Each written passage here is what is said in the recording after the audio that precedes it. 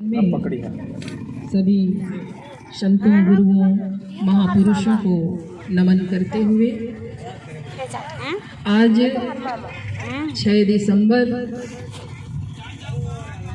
बाबा साहब doctor B.R. Ambedkar के परिनिर्वाण दिवस के इस कार्यक्रम में मुख्य अतिथि माननीय दाऊराम रत्नाकर जी, विशिष्ट अतिथि माननीय रमेश जाटवर जी, माननीय हरिश्चंद मीरी जी, माननीय हीरालाल कुर्रे जी, माननीय अशोक सोनवानी जी, माननीय ब्रिजमोहन जाटव जी, माननीय S.L. सोनवानी जी, माननीय शिव नारायण कुर्रे जी, माननीय रविदास जी, माननीय केवल साय कुर्रे जी, माननीय कविता सोनवानी जी, माननीय चंदा कुर्रे जी, माननीय माला दिनकर जी, माननीय भगवती बर्मन जी और समस्त मंचस्थ अतिथिगण, इस प्रांगण में उपस्थित मेरे पिता तुल्य बुजुर्गों,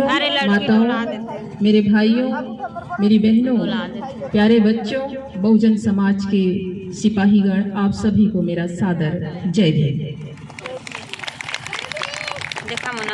मैं अपनी बात शुरू करूं, इससे पहले आप लोगों से निवेदन करना चाहती हूं। आप दिन भर का समय निकाल के यहाँ पर आए हैं, केवल समय नहीं निकाले हैं, इस कार्यक्रम के लिए पैसे भी निकाले हैं। तो जिस कार्यक्रम को आपने अपना समय दिया, आपने अपना पैसा दिया, उस कार्यक्रम में जो भी वक्ता आपके बीच में अपनी बातों को रख रहे हैं, काफी दूर से आए हैं और आप भी इसीलिए आए हैं, तो उन बातों को आप ध्यान से सुनेंगे ताकि आपके आने का यहाँ कोई औचित्य हो सके। आपस में बात नहीं करेंगे, ये निवेदन है। जैसा कि माननीय रमेश जाटवर जी ने आपके बीच में संक्षिप्त उद्बोधन में रखा कि बाबा साहब डॉक्टर B.R. अम्बेडकर की वजह से हम वोट देने के अधिकारी हो पाए, हमें तमाम अधिकार मिला, जीवन को जीवन जैसा हम जी पाए, ये बाबा साहब अम्बेडकर की वजह से। ज्यादा बातों को मैं रिपीट नहीं करूंगी, लेकिन चूंकि आज बाबा साहब डॉक्टर B.R. अम्बेडकर का परिनिर्वाण दिवस है, उनके किए हुए कार्यों को हमें जानना बेहद जरूरी मुझे लगता है। उनके किए हुए कार्यों में मैं आगे जाऊं, इससे पहले एक बात आप लोगों के बीच में रखना जरूरी समझती हूं। आज आपके बीच में बहुत से ऐसे लोग हैं, बहुत से ऐसे नेता हैं, बहुत सी ऐसी पार्टियां हैं जो आते हैं, आपको लगता है कि ये हमारा अपना ही है, और वो आपके बीच में आते हैं, बाबा साहब का नाम लेते हैं, बाबा साहब को खत्म करने के लिए बाबा साहब का नाम लेते हैं। ये आपको समझना पड़ेगा, जानना पड़ेगा। बहुत सी पार्टियां हैं जो बाबा साहब के नाम लिए बगैर आज अपना कार्यक्रम शुरू नहीं करते, आज अपना एजेंडा नहीं बनाते, कोई योजना बाबा साहब के बिना आज नहीं बनता।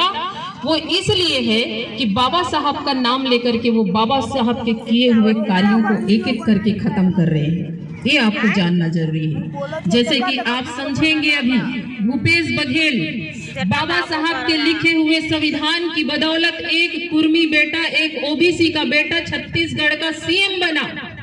बाबा साहब के लिखे हुए संविधान के बदौलत आपको और हम सबको नौकरी मिला, शिक्षा मिला, प्रतिनिधित्व का अधिकार मिला।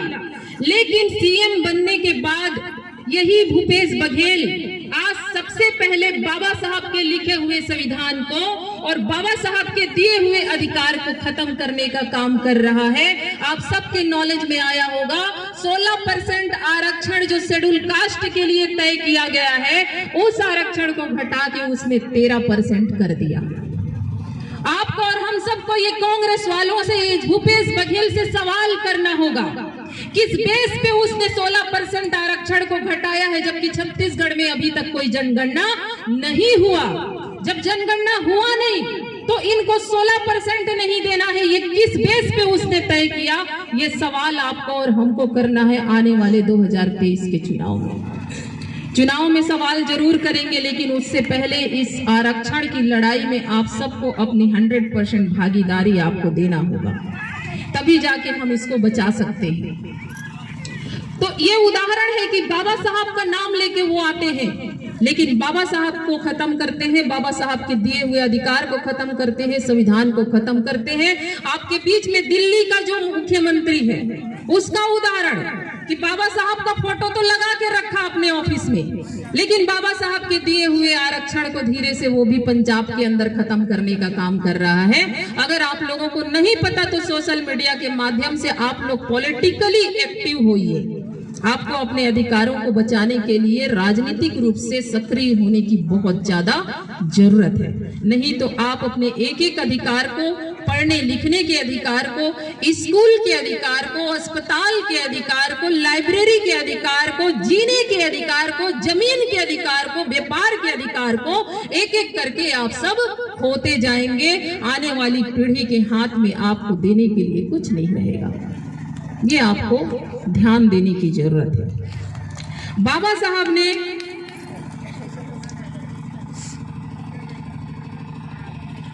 अपने जीवन काल में एक बुक लिखा, उस बुक का नाम है Buddha and his Dhamma. Buddha and his Dhamma उन्होंने क्यों लिखा? जबकि बुद्ध के ऊपर में था यान और बहुत सारे जो यात्री हैं, चीनी यात्री हैं, उन सब ने लिखा। बाबा साहब ने फिर लिखा बुद्धा एंड हिज धम्मा। 5 दिसंबर को ये बुक उन्होंने लिख के कंप्लीट किया। कल 5 दिसंबर था, कल के दिन उन्होंने इस बुक को कंप्लीट किया और 6 दिसंबर को वो इस दुनिया में नहीं रहे। बुद्धा एंड हिज धम्मा में उन्होंने बहुत 22 प्रतिज्ञा किए हैं। अगर आपके बीच में आज भी बुद्ध को कई रूप में लोग प्रस्तुत करते हैं और जो बुद्ध बन रहे हैं उनमें भी बहुत से लोग आपको गुमराह करने की काम करते हैं, तो बुद्धा एंड हिज धम्मा में 22 प्रतिज्ञा है। उसमें से 22 प्रतिज्ञा में आपने बहुत सारे प्रतिज्ञा को पढ़ा होगा या सुना होगा। उसमें बाबा साहब को ऐसा लिखने की क्या जरूरत पड़ गई? लोग बोलते हैं बाबा साहब को कि बाबा साहब सेकुलर हैं। अगर बाबा साहब सेकुलर हैं, बाबा साहब के ऊपर लोग सवाल खड़ा करते हैं कि बाबा साहब सेकुलर हैं, तो उन्होंने 22 प्रतिज्ञा में किसी एक धर्म के ऊपर चोट क्यों किया? उन्होंने क्यों कहा कि मैं ब्रह्मा विष्णु महेश को देवता नहीं मानूंगा? उन्होंने क्यों कहा कि मैं कभी गौरी गणपति की पूजा नहीं करूंगा? उन्होंने क्यों कहा कि मैं इस बात को कभी नहीं मानूंगा कि बुद्ध जो है विष्णु के अवतार हैं? उन्होंने अपने 22 प्रतिज्ञा में इन बातों को शामिल किया था। आप सबने सुना है? नहीं सुना है तो पढ़िए, बुद्धा एंड धम्मा को पढ़िए। और बाबा साहब ने इन प्रतिज्ञाओं के साथ इस देश को, भारत देश को प्रबुद्ध भारत बनाने का सपना देखा था। तो उन्होंने किसी एक धर्म के ऊपर ऐसा प्रहार क्यों किया? क्योंकि वो तो धर्मनिरपेक्ष राज्य चाहते थे, वो तो धर्मनिरपेक्ष भारत देश चाहते थे। फिर ऐसा क्यों? ये सवाल हम सबके बीच में गूंजना चाहिए। हमें अपने दिमाग में इन सवालों को जगह देना चाहिए। तो मेरे ख्याल से जो मैं इस बात की तह तक पहुंच पाई वो ये है कि बाबा साहब ने उसमें स्पष्ट रूप में ऐसा लिखा कि मैं कभी ब्रह्मा विष्णु महेश को देवता नहीं मानूंगा, मैं कभी गौरी गणपति की पूजा नहीं करूंगा। वो इसलिए कि उन्होंने ये तो बताया कि आपको बुद्ध के रास्ते पे जाना है, आपको जानो छानो और फिर मानो के रास्ते पे जाना है। आपको तर्क करो और तर्क के आधार पर जो बात सही लगे उस बात को मानने की ओर जाना है। ये तो आपने आपको कहा, लेकिन उन्होंने ये भी कहा कि किसको नहीं मानना है, किसकी पूजा नहीं करनी है। अगर नहीं कहते तो मैं दावे के साथ कहती हूँ कि बाबा साहब हमारे और आपके बारे में हमसे ज्यादा जानते थे। हम जितना अपने आप के बारे में नहीं जानते हैं, हम जितना अपने समाज के बारे में नहीं समझते हैं, उससे कहीं ज्यादा बाबा साहब इस बात को जानते थे कि अगर मैं इस बात को बुद्धा एंड धम्मा में मैं नहीं लिखूंगा तो ये जो मेरा समाज है मेरे साथ बुद्ध धर्म तो ग्रहण कर सकता है, लेकिन ये बुद्ध को भी मानेगा और ये गौरी गणपति हिंदू धर्म के तमाम देवी देवताओं को भी मानेगा। अगर मैं इनको मना नहीं करता हूँ तो एक तरफ तो ये तार्किक होने की, बुद्ध की ओर जाने की, ये विज्ञान की ओर जाने की ये सोचेंगे, लेकिन दूसरी तरफ वो तमाम रूढ़ियों को रिचुअल्स को अपने साथ ढो के चलेंगे कि हम इसको भी एक साइड में बिठा के लेके चलते हैं। आज देख लीजिए, क्या हमारे लोग ऐसा नहीं करते?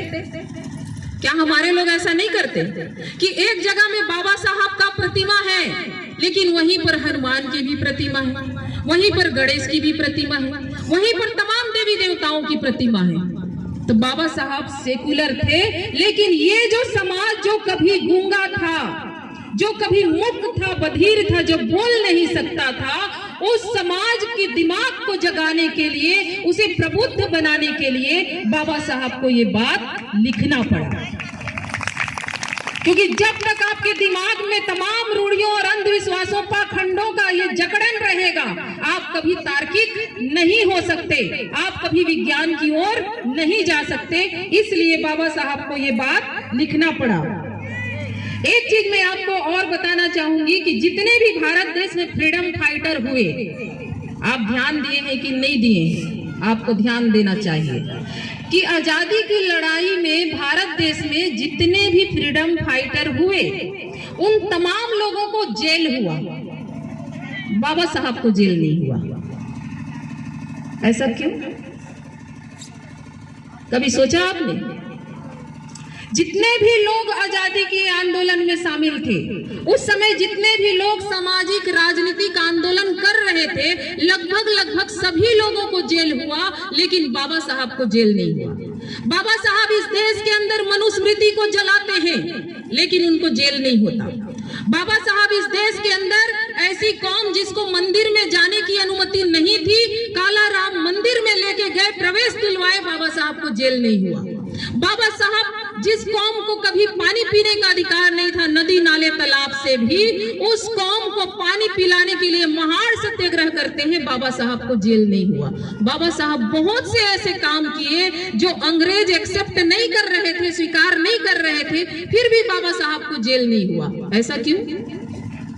क्योंकि बाबा साहब जो भी काम किए वो न्याय के दायरे में रह कर किए, वो नैतिकता के दायरे में रह कर किए। तो जो व्यक्ति न्याय के दायरे में रह के काम करेगा, जो तमाम लोगों के भलाई के लिए काम करेगा, उसको किस बेस पे जेल हो सकता है? उसको किस आधार पे जेल कोई कर सकता है? तो बाबा साहब का पूरा जीवन नैतिकता और न्याय के लिए रहा, समानता, स्वतंत्रता और बंधुत्व के लिए रहा।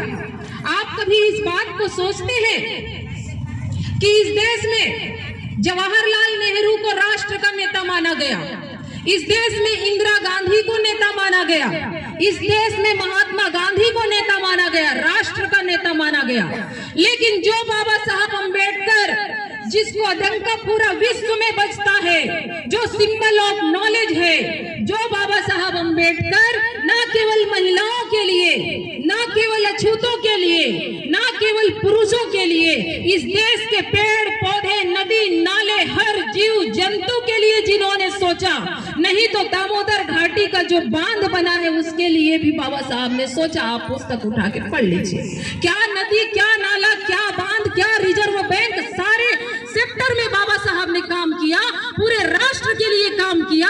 लेकिन इन पाखंडियों ने, मनुवादियों ने बाबा साहब को केवल दलितों के नेता के रूप में प्रस्तुत कर दिया। बाबा साहब से बड़ा राष्ट्र का नेता भारत देश में कोई पैदा नहीं हुआ है। अगर आप इस बात को समझें, बाबा साहब इस देश में दलितों के नेता नहीं थे, वो महिलाओं के भी नेता थे। क्योंकि जिस महिला को कभी पैर की जूती समझा जाता था, तुलसीदास ने रामायण में लिखा, ढोल गंवार शूद्र पशु नारी, ये सब है ताड़न के अधिकारी।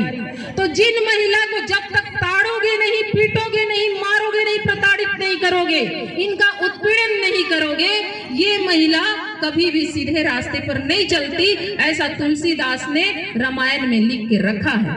उन महिलाओं के लिए बाबा साहब ने बराबरी का अधिकार का रास्ता खोला। उन महिलाओं को न केवल पति की संपत्ति में, बल्कि पिता की संपत्ति में भी बराबरी का अधिकार दिलवाया। उन महिलाओं को जिनको कभी स्कूल की तरफ चेहरा करने का भी अधिकार नहीं था, उनके लिए शिक्षा की व्यवस्था कराई। जिनको कभी संपत्ति रखने का अधिकार नहीं था, आज वो महिलाएं अपने नाम पे प्लॉट खरीदती हैं, कार खरीदती हैं, मोबाइल खरीदती हैं, ज्वेलरी खरीदती हैं, क्या नहीं खरीदती। वो खुद तो खरीदती हैं, यहाँ तक कि उनके पिता, उनके भाई, उनके पति, सारे लोग उनके नाम पे खरीदते हैं। कभी आपने सोचा है, कभी आपके परनानी, परदादी, नानी, दादी लोगों के नाम पे कोई जमीन देखे हो आप लोग? जमीन का एक टुकड़ा देखे हैं महिलाओं के नाम पे? कोई गहना महिलाओं के नाम पे देखे हैं? कोई गाड़ी महिलाओं के नाम पे देखे हैं? कोई भी एक सामान जो महिलाओं के नाम पे हमारे दादी नानी के जमाने में कोई खरीदता होगा तो बता दीजिए आप लोग। आज कहाँ नहीं होता। आज किसी भी घर में देखिए बिना मतलब महिलाओं के नाम पे ही तमाम चीजें खरीदी जाती हैं। ये सम्मान आपको मिला 1950 में, जब इस देश में भारतीय संविधान लागू हुआ, उस दिन आपको यह अधिकार मिला। तो आपके लिए कोई करने के लिए इस देश में कोई लक्ष्मी, कोई सरस्वती नहीं आई। आपको इंसान जैसा बराबरी का अधिकार दिलाने के लिए बाबा साहब डॉक्टर BR अम्बेडकर इस देश में आए, उन्होंने संविधान लिखा। तो इस देश के महिलाओं के लिए, तमाम लोगों के लिए, ना केवल शूद्रों के लिए बल्कि सवर्णों के लिए भी बाबा साहब अम्बेडकर ने इस देश में काम किया। और इसलिए उनसे बड़ा कोई राष्ट्र का नेता भारत देश में पैदा नहीं हुआ। लेकिन दुख की बात यह है कि हम उनको राष्ट्र के नेता के रूप में स्थापित नहीं करा पाए। बोलने को बहुत सारी बातें हैं, लेकिन इतना बात जो आज समय को ध्यान में रखते हुए, क्योंकि हमें अपने मुख्य अतिथि को भी सुनना है, मैं अपनी बात को यहीं पर विराम देती हूँ। आप सबने मुझे सुना। आप सबसे ये उम्मीद है कि बाबा साहब को राष्ट्र के नेता के रूप में स्थापित करने के लिए इस देश में बहुजन मूवमेंट को चलाने में अपनी भागीदारी निभाइए, अपनी भागीदारी स्थापित कीजिए, भूमिका तय कीजिए। इस मूवमेंट में आप अपने तरफ से क्या दे सकते हैं? आप समय दे सकते हैं, आप पैसा दे सकते हैं, आप बुद्धि दे सकते हैं, आप जो दे सकते हैं इस मूवमेंट को चलाने के लिए दीजिए। तभी आपके जीवन का कोई सार है, कोई अर्थ है। नहीं तो गुलामों की तरह यूं भीख मांगते इस सरकार से 2 रुपया किलो चावल में जिंदगी बिताते रहिए और अपने बाल बच्चों का जो एजुकेशन है, जो नौकरी है, जो आरक्षण है, इसी तरह से गर्त में जाने दीजिए। नहीं तो इस लड़ाई के लिए तैयार होइए, उठ खड़े होइए। इन्हीं आह्वान के साथ आप सब ने मुझे सुना। बहुत बहुत धन्यवाद। जय भीम, जय संविधान। Thank you.